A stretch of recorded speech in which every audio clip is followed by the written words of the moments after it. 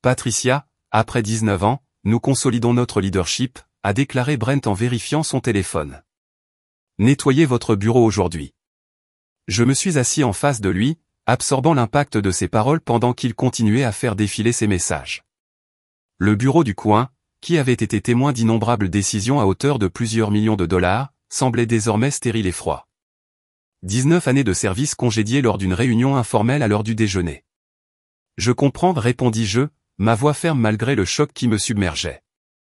Merci pour l'opportunité d'avoir servi Drexel Capital toutes ces années. Brent leva finalement les yeux, semblant presque surpris par mon sang-froid. Il s'était attendu à des larmes, peut-être à une scène, à quelque chose qui justifierait les protocoles d'escorte de sécurité. Mon calme acceptation semblait à la fois le soulager et le décevoir. Les ressources humaines s'occuperont de vos formalités de départ, a-t-il poursuivi, se tournant déjà vers son écran d'ordinateur. Jennifer coordonnera votre dernier salaire et votre indemnité de départ. J'ai hoché la tête, je me suis levé, j'ai redressé mon blazer et je suis sorti. La porte vitrée se ferma derrière moi avec un léger clic qui me parut plus définitif qu'un claquement. Je m'appelle Patricia Long. À 58 ans, j'ai consacré près de 2 décennies de ma vie à Drexel Capital à Minneapolis, Minnesota, construisant leur infrastructure de conformité réglementaire à partir de rien. J'ai créé le système de reporting exclusif qui nous a permis de rester en parfait état auprès de la Security and Exchange Commission pendant 15 audits consécutifs. Mon travail n'était ni glamour ni célébré lors des réunions d'entreprise, mais il était méticuleux, crucial et, jusqu'à aujourd'hui, valorisé. En retournant à mon bureau, croisant des collègues qui n'avaient aucune idée de ce qui venait de se passer, j'ai pensé à l'audit de la SEC prévu pour le mercredi suivant. Pendant 5 mois, j'avais préparé la documentation nécessaire, exécuté les algorithmes complexes qui généraient nos rapports de conformité et organisé les données qui démontreraient notre respect des réglementations fédérales. J'atteignis mon bureau et fermai la porte, m'appuyant dessus un instant. Sur mon bureau se trouvaient les documents d'audit préliminaire, une pile d'imprimés annotés que moi seul comprenais parfaitement. Mon ordinateur contenait la seule carte complète de l'architecture de notre système de reporting. Mes lecteurs protégés par mots de passe contenaient les codes de vérification requis pour certifier notre soumission finale. Et maintenant, j'avais jusqu'à 17 heures. Faire mes valises et partir. J'ai regardé mon calendrier où l'audit SEC de la semaine prochaine était surligné en rouge dans 5 jours ouvrables. Je n'ai pas souri. Je n'en avais pas besoin. Le compte à rebours avait déjà commencé et Brent venait de couper le seul fil qui pouvait le désarmer.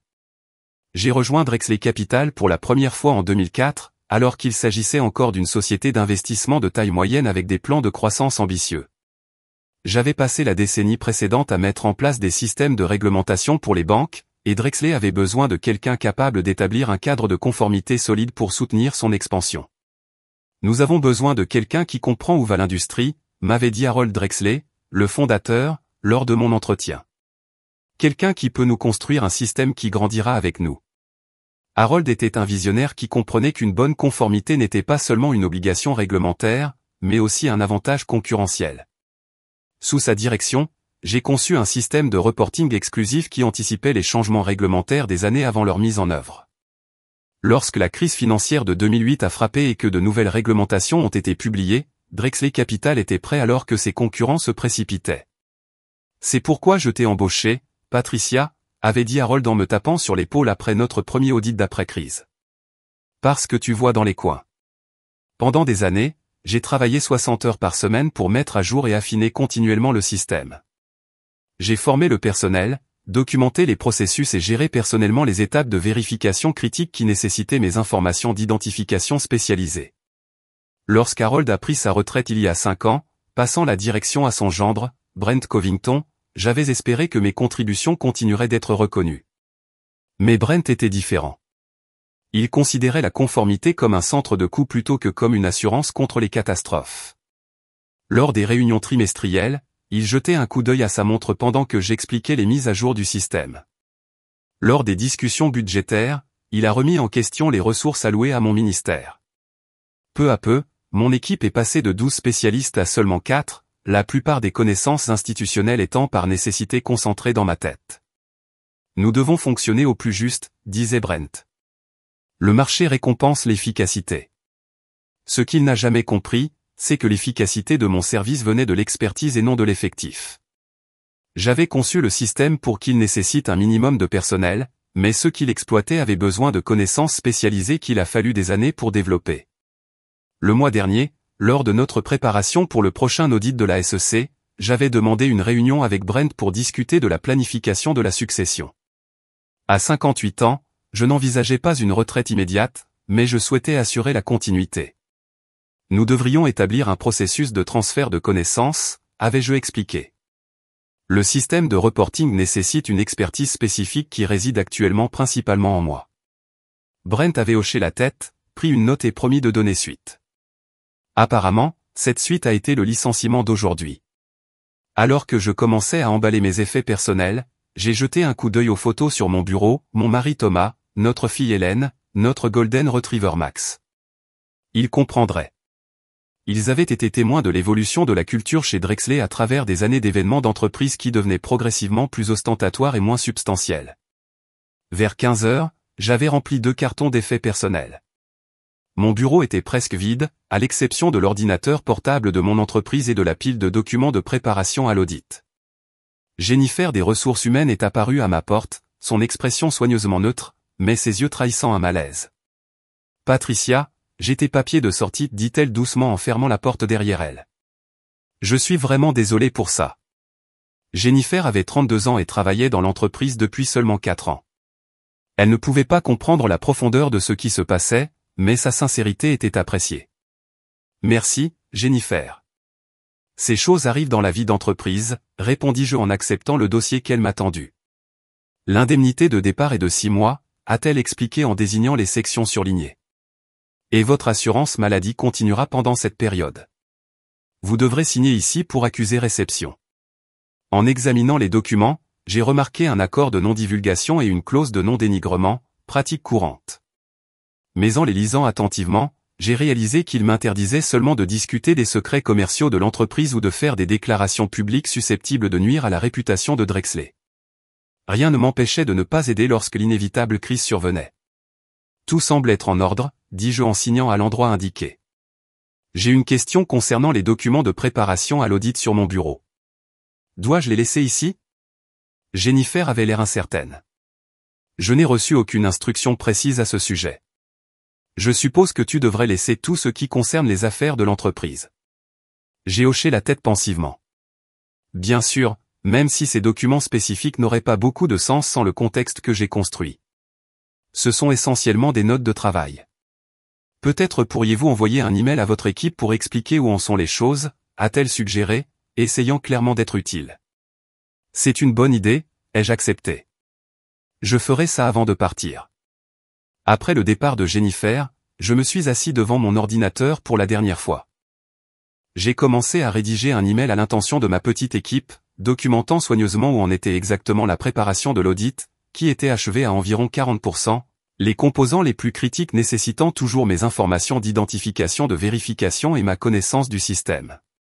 J'ai listé les dossiers dont ils auraient besoin, les démarches qui restaient à accomplir et les délais pour chaque élément. J'ai été minutieux et professionnel, comme je l'avais toujours été. Mais je savais aussi que sans mes conseils, cette information revenait à remettre à quelqu'un les différentes pièces d'une montre sans instruction de montage. J'ai envoyé l'email, en copie à Brent et au directeur financier, Gregory Wells, qui superviserait probablement l'audit en mon absence. Ensuite, j'ai rassemblé mes cartons, j'ai jeté un dernier coup d'œil dans le bureau qui avait été mon domicile professionnel pendant près de 2 décennies et je suis parti. Alors que j'attendais l'ascenseur, Marissa Chandler, une des membres de mon équipe, s'est précipitée vers moi, les yeux écarquillés de panique. « Patricia, c'est vrai? Tu pars ?» a-t-elle demandé en regardant mes cartons. « Oui, aujourd'hui est mon dernier jour, confirmai-je. L'entreprise consolide son leadership. Mais l'audit de la SEC aura lieu la semaine prochaine, a-t-elle murmuré. Nous sommes loin d'être prêts sans toi. Les portes de l'ascenseur s'ouvrirent. Je suis entré en tenant mes cartons. Je sais, dis-je doucement. Je viens d'envoyer un email avec des instructions. Bonne chance, Marissa. Les portes se sont fermées sur son visage frappé et je suis descendu dans le hall, me demandant combien de temps il faudrait pour que toutes les implications se fassent sentir sur Brent Covington. Jeudi matin, je me suis réveillé à 6 heures par habitude. Pendant 19 ans, j'avais commencé ma journée à cette heure-là, examinant les alertes système nocturnes et préparant la journée à venir. Aujourd'hui, il n'y avait aucune alerte à vérifier, aucun rapport à examiner. Je m'allongeais dans le lit à côté de mon mari endormi, Thomas, et regardais le plafond. La liberté semblait étrange, creuse plutôt que libératrice. J'ai toujours tiré une satisfaction de résoudre des problèmes complexes, de créer de l'ordre à partir du chaos réglementaire. Cet objectif avait été brusquement supprimé, laissant un vide troublant. À 7 heures du matin, alors que Thomas dormait encore, je suis descendu, j'ai préparé du café et j'ai ouvert mon ordinateur portable personnel. Par curiosité, j'ai vérifié le compte de messagerie de mon entreprise, qui resterait actif pendant 24 heures supplémentaires selon les protocoles standards. 27 nouveaux messages sont arrivés depuis hier après-midi. 3 étaient des alertes système automatisées indiquant que les processus de vérification planifiés n'avaient pas réussi à terminer les processus nécessitant mon authentification. 8 provenaient de Marissa et d'autres membres de l'équipe posant des questions de plus en plus urgentes sur des étapes spécifiques de préparation à l'audit. Les autres provenaient de divers cadres qui ont progressivement fait remonter l'affaire jusqu'à la chaîne de commandement. L'email le plus récent est arrivé à 6h42 de Gregory Wells, le directeur financier. Patricia, je comprends que votre départ a été soudain, mais nous avons un besoin urgent de clarification sur l'état de préparation de l'audit. Les instructions que vous avez fournies sont insuffisantes pour le terminer. Veuillez m'appeler dès que possible pour discuter du soutien transitoire. J'ai fermé mon email sans répondre. Thomas apparut sur le seuil de la cuisine, ses cheveux argentés ébouriffés par le sommeil. Vous les surveillez déjà, demanda-t-il avec un sourire entendu. J'ai fermé mon ordinateur portable, juste par curiosité. Thomas s'est servi du café et s'est assis en face de moi. Ingénieur à la retraite, il comprenait les systèmes complexes et les problèmes qui surgissaient lorsqu'ils étaient mal gérés. Combien de temps pensez-vous qu'il leur faudra pour réaliser qu'ils ont des ennuis, il a demandé. Demain après-midi, ils comprendront l'ampleur du problème, répondis-je. Le système les empêchera d'accéder aux fonctions critiques lorsque les fenêtres de vérification expireront. Gregory est suffisamment intelligent pour reconnaître les implications, même si Brent ne l'est pas. Et que feras-tu quand ils appelleront, il a demandé. J'ai réfléchi à la question avec attention. Je ne suis pas obligé de fournir des conseils gratuits après avoir été licencié. S'ils veulent mon aide, ils devront faire en sorte que cela en vaille la peine. Thomas hocha la tête. 19 ans de fidélité méritaient mieux qu'un licenciement à l'heure du déjeuner. À midi, le téléphone de mon entreprise s'est mis à sonner. J'ai reconnu le numéro de Gregory mais je l'ai laissé aller à la messagerie vocale. 3 autres appels ont suivi au cours des 2 heures suivantes, accompagnés de SMS demandant un contact urgent. À 16 heures, j'ai reçu un appel d'un numéro que je ne reconnaissais pas. Curieux, j'ai répondu. Patricia Long parle. Madame Long, voici Alan Westbrook de Kestrel Investment Group, a déclaré une voix masculine posée. J'espère que je ne suis pas importun, mais j'ai entendu parler de votre départ de Drexley Capital. Je serais intéressé à discuter d'opportunités potentielles avec notre société si vous êtes ouvert à la conversation. Kestrel était le principal concurrent de Drexley à Minneapolis, une entreprise plus grande et mieux établie bénéficiant d'une réputation irréprochable. J'avais croisé Alan lors d'événements de l'industrie, mais je n'avais jamais engagé de conversation de fond. C'est tout à fait opportun, monsieur Westbrook. Je serai certainement ouvert à la discussion. Excellent. Est-ce que demain matin serait trop tôt? Dites 9 heures dans nos bureaux. Demain à 9 heures, ça marche parfaitement, répondis-je. Alors que je mettais fin à l'appel, Thomas a haussé un sourcil. Cela n'a pas pris longtemps. La communauté des investisseurs à Minneapolis est petite. Les nouvelles vont vite. Le téléphone de mon entreprise a sonné à nouveau. Gregory pour la 5e fois aujourd'hui. Cette fois, j'ai décidé de répondre. Bonjour, Gregory. Patricia, Dieu merci, dit-il, le soulagement évident dans sa voix. Nous rencontrons de sérieux problèmes avec la préparation de l'audit. Le système rejette les codes de vérification et personne ne peut comprendre où nous en sommes avec la documentation. Pouvez-vous venir demain pour nous aider à résoudre ce problème? J'ai bien peur d'avoir déjà un engagement demain matin, répondis-je d'un ton neutre. Mais je serai prêt à fournir une assistance consultative à un tarif approprié. Il y a eu une pause sur la ligne. Tarif de consultation? Oui, Gregory. Je suis maintenant un consultant indépendant en conformité. Mon tarif est de $1200 de l'heure avec un engagement minimum de 20 heures. Vendredi matin, je suis arrivé au bureau de Kestrel Investment Group au centre-ville de Minneapolis 15 minutes plus tôt. La zone de réception était élégante sans être ostentatoire, fauteuils en cuir, œuvres d'art de bon goût et baies vitrées donnant sur la ville. Il projetait exactement l'image qu'un client attendrait de la société qui gère ses investissements, sophistiquée, établie et disciplinée. Alan Westbrook m'a accueilli personnellement en me tendant la main avec un sourire chaleureux. Au début de la soixantaine, il possédait l'attitude confiante de quelqu'un qui a traversé plusieurs cycles de marché. « Patricia, merci d'être venue dans un délai si court », dit-il en me guidant vers une salle de conférence. « J'admire votre infrastructure de conformité chez Drexler depuis des années. » La salle de conférence contenait 3 autres personnes, le responsable de la conformité de Kestrel, leur responsable des ressources humaines et leur avocat général. La réunion était clairement plus qu'exploratoire. « Nous serons directs, Miss Long », commença Alan après les présentations. « Nous savons que Drexler a un audit de la SEC prévu pour mercredi prochain. Nous savons également que vous avez construit leur système de reporting de conformité et que vous étiez seul responsable des processus de vérification critique.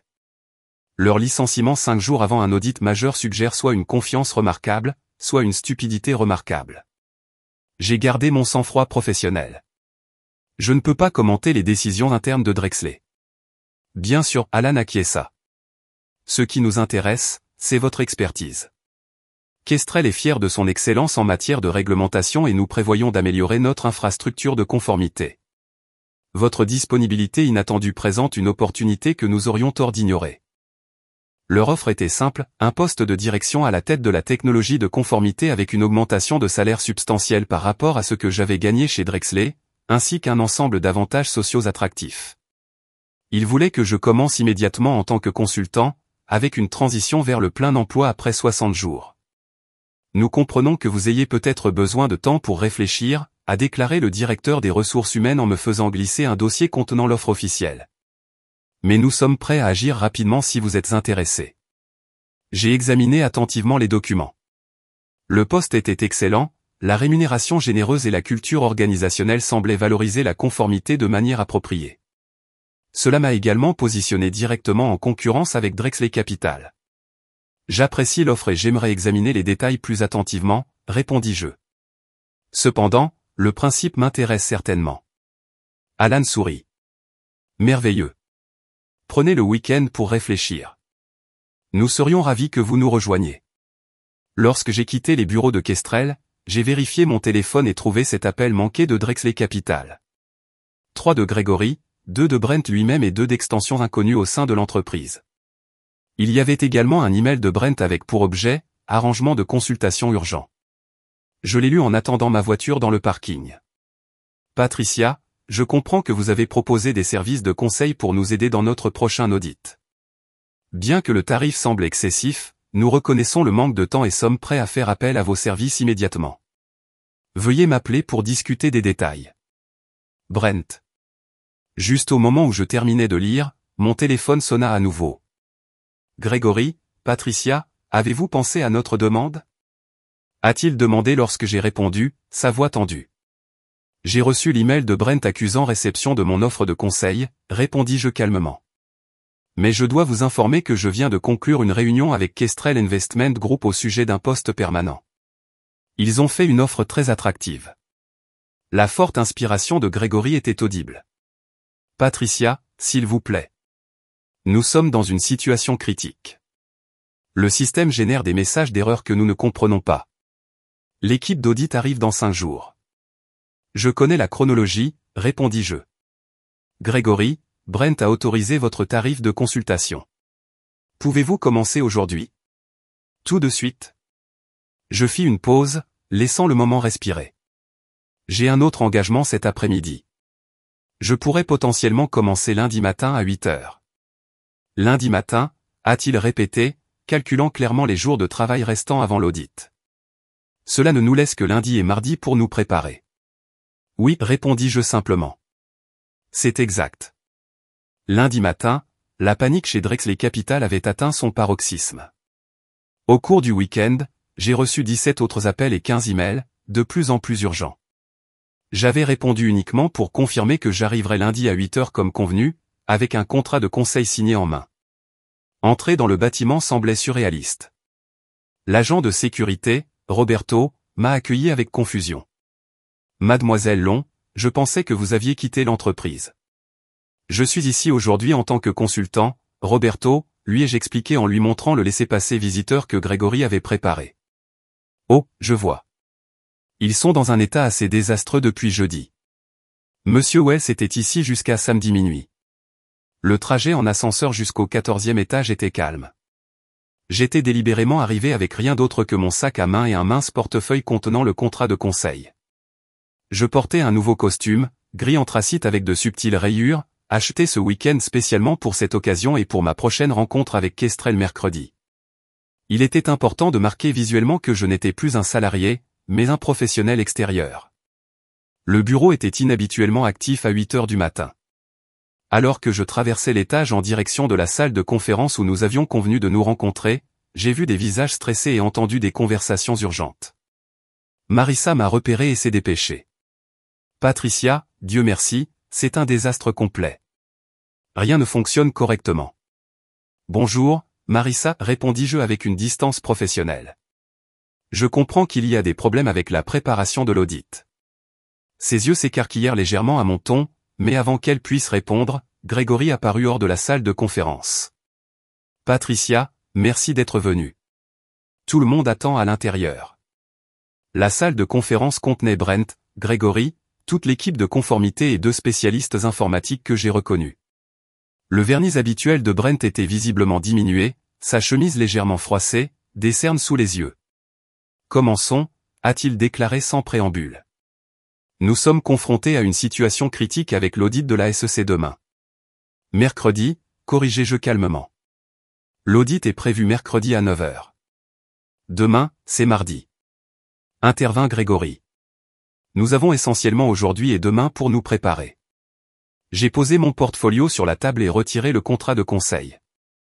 Avant de commencer, j'aurai besoin que ce soit signé et que le paiement initial soit traité. 20 heures à $1 200 de l'heure pour un total de $24 000. La mâchoire de Brent se serra, mais il fit un signe de tête à Grégory, qui accepta l'accord. Nous traiterons cela immédiatement, m'a assuré Grégory. En attendant, pouvez-vous nous aider à comprendre ce qui se passe avec le système, a demandé Grégory. Je me suis tourné vers le grand écran accroché au mur où ils affichaient le tableau de bord du système de reporting. Des messages d'erreur rouge remplissaient presque tous les modules. Ce que vous voyez, c'est le système qui se protège lui-même, ai-je expliqué. Le cadre de reporting de conformité fonctionne sur un principe de vérification progressive.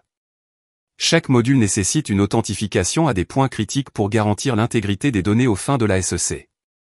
Lorsque ces vérifications ne sont pas terminées dans les fenêtres planifiées, le système verrouille ces modules pour éviter des rapports potentiellement inexacts.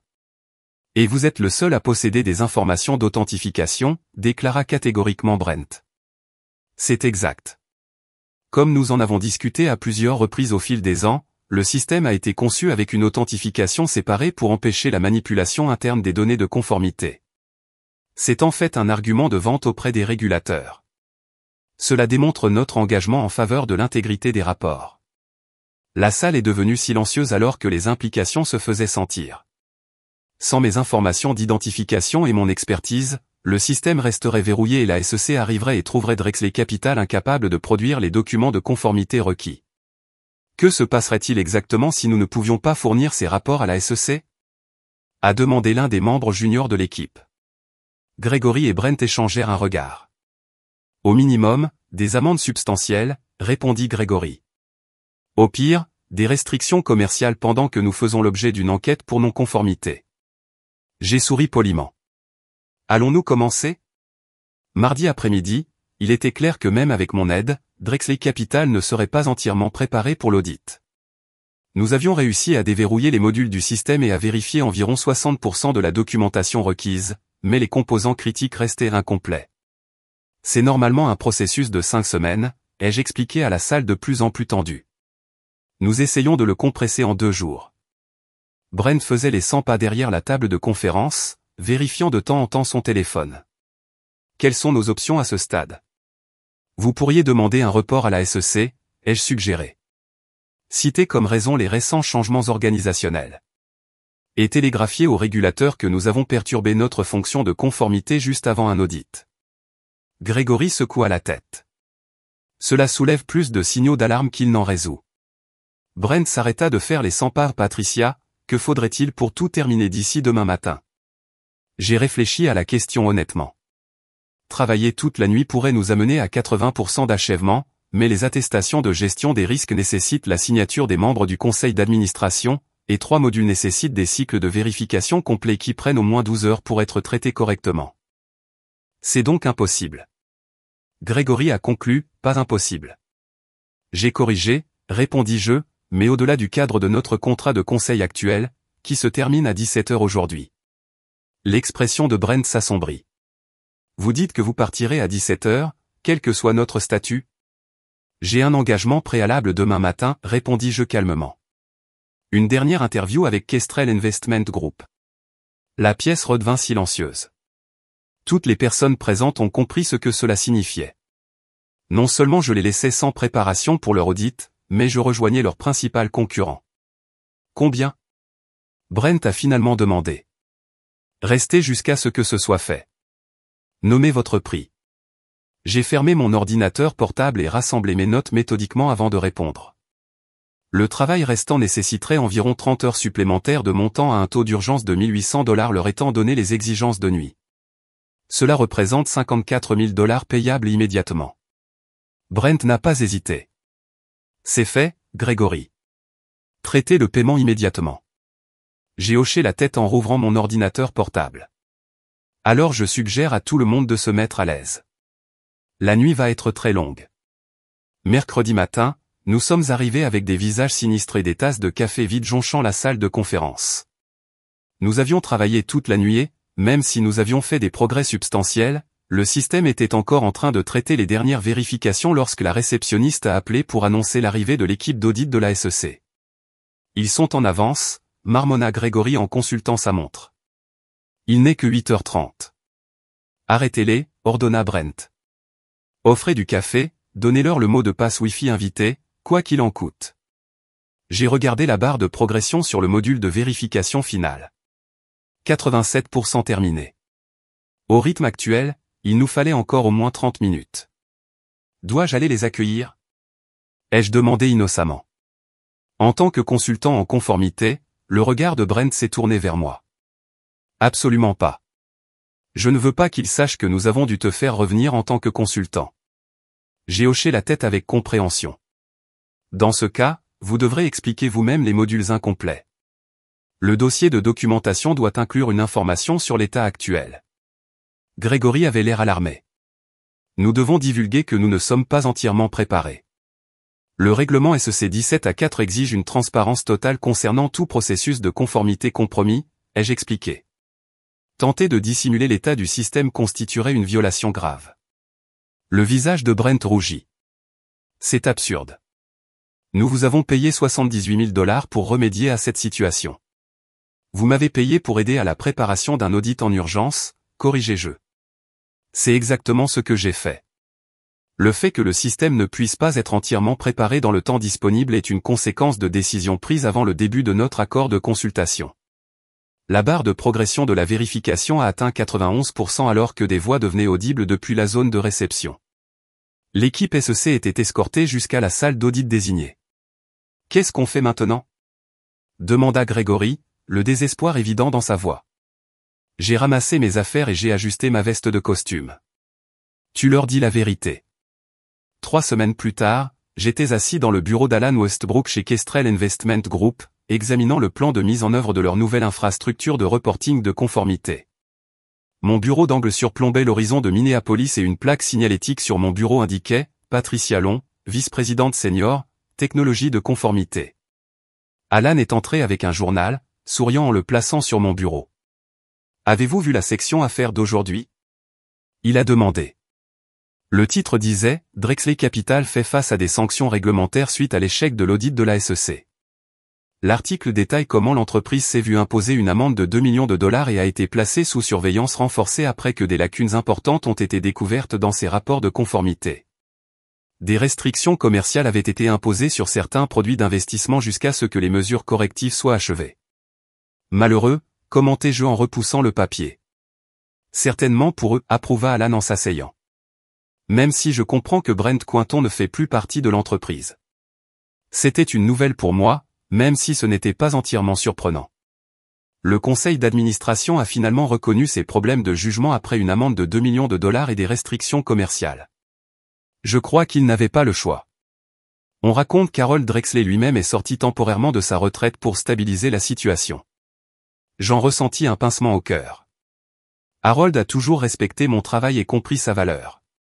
S'il avait encore été aux commandes, je doute que j'aurais été renvoyé aussi sans ménagement. Comment progresse la mise en œuvre de notre nouveau système ? Demanda Alan en changeant de sujet. Dans les délais. Nous devrions avoir terminé le cadre d'ici 6 semaines, bien avant notre prochain cycle d'audit. Excellent.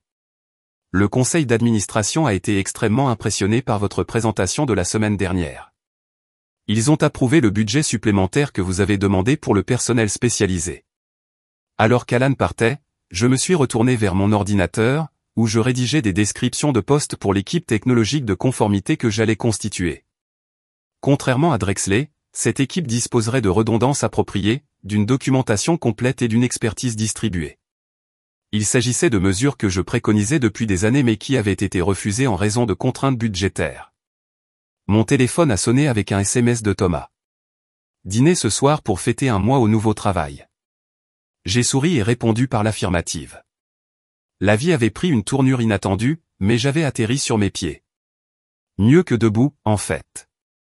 Ma rémunération chez Kestrel était 40% plus élevée que chez Drexler.